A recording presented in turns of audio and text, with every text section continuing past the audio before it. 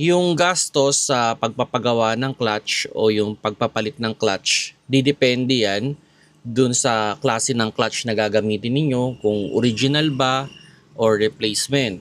Then, didepende rin yan dun sa shop kung magkano yung charge nila para dun sa pagpapalit ng kotse. Depende rin kasi sa kotse kung gaano kalaki yung kotse at kung gaano kadali siyang palitan. Aside dun sa normally, sinasama na rin dyan yung transmission fluid, at kung sakali, kung maaari, pwede pa nga yung mga gasket pa na pwedeng palitan. So, depende talaga sa kotse, depende dun sa shop, at depende dun sa klase ng clutch na gagamitin ninyo sa inyong sasakyan. Hello mga paps, I'm Kuya Shane at may na-receive tayong mga question na related sa clutch at kung magkano daw ba magpapalit ng clutch. Pero yun nga, depende kasi talaga yan dun sa parts na gagamitin ninyo. Kung original ba or replacement. Ang pinakamadaling idea niyan, punta kayo sa mga online shop.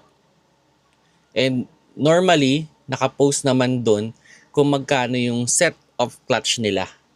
So, yun yung pagbabasihan ninyo. And on my experience, sabihin na natin, halimbawa, yung isang set ng replacement, pwedeng mga 5,000. Sample lang to sample. Sa original, mga 10,000 yan. So, halos dumodoble lagi yung presyo ng original kesa dun sa replacement.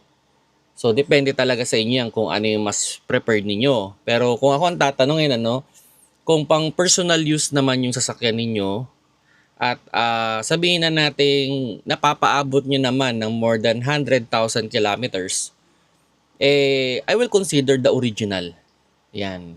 Kasi yung replacement, although almost the same lang din naman yung performance nila, pero sa replacement kasi may mga pagkakataon na iba yung ganit nung clutch. Iba talaga yung smoothness nung original. Yan. So, kung medyo clutch driver kayo ng konti, pwede na siguro yung replacement para mabilis lang kayo magpalit at hindi rin kayo mamamahalan. Pero kung mga, yun nga, napapaabot nyo naman ng 100,000 kilometers or 5 years, bakit naman hindi kayo mag-original na kagad? Double lang naman yung presyo. Okay? And, ayun, in terms of repair, depende talaga sa shop yan. Kasi, yun, depende kasi dun sa klase ng kotse at depende rin dun sa kung gaano siya kadali at kung gaano kabigat yung kotse.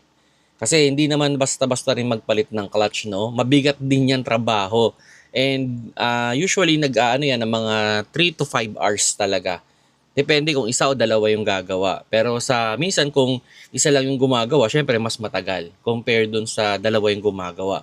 And kumbaga, estimate ko, ang pinakamurang alam kong nagpapalit ng clutch sa mga front wheel drive na mga sedan, ganun, mga 2.5. Pero pag mas malalaki na yung sasakyan at mas complicated, mga 5,000 talaga yung diyan, yung gastusan diyan.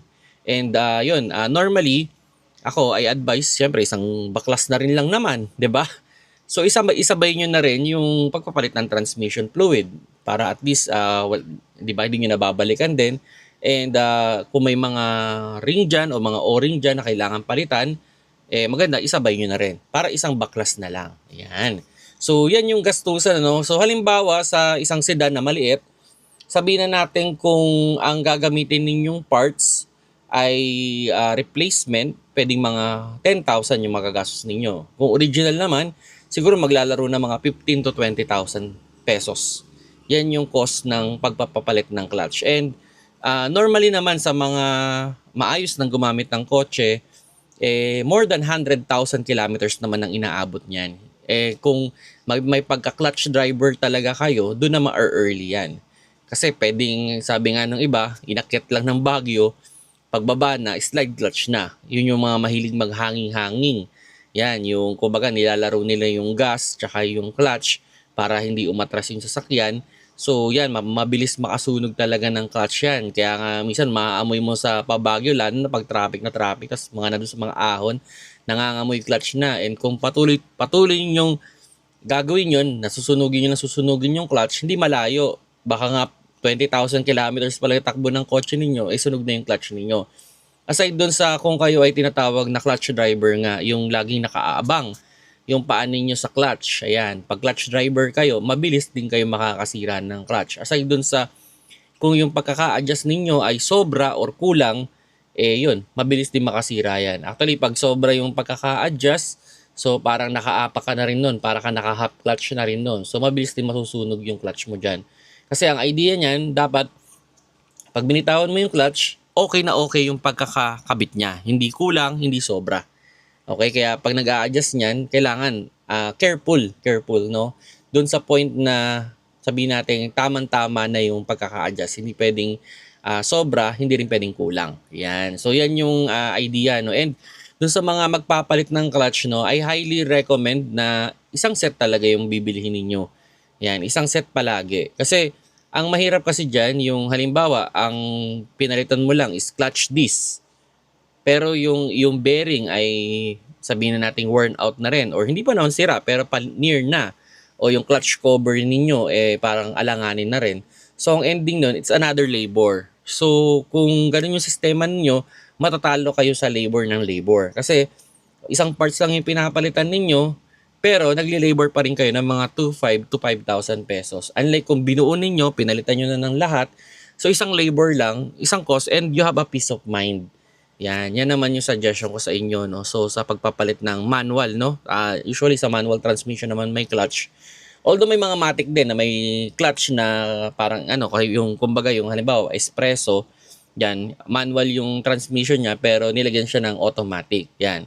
Pero yun, ang pinaka-advice ko lang sa inyo dyan, avoid nyo lang yung mga hanging-hanging. Tapos, i-avoid nyo lang din yung laging nakaabang yung paa ninyo sa clutch.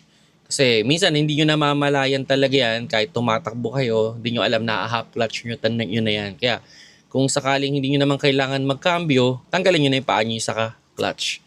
Yan. Kasi medyo may kamahalan din yung pagpapapalit ng clutch. Hindi siya mura.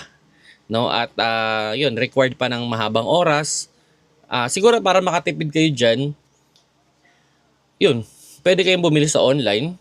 May mga trusted seller naman dyan. Pero kung original naman yung tina-target ninyo, well, pwede kayong bumili sa kasa.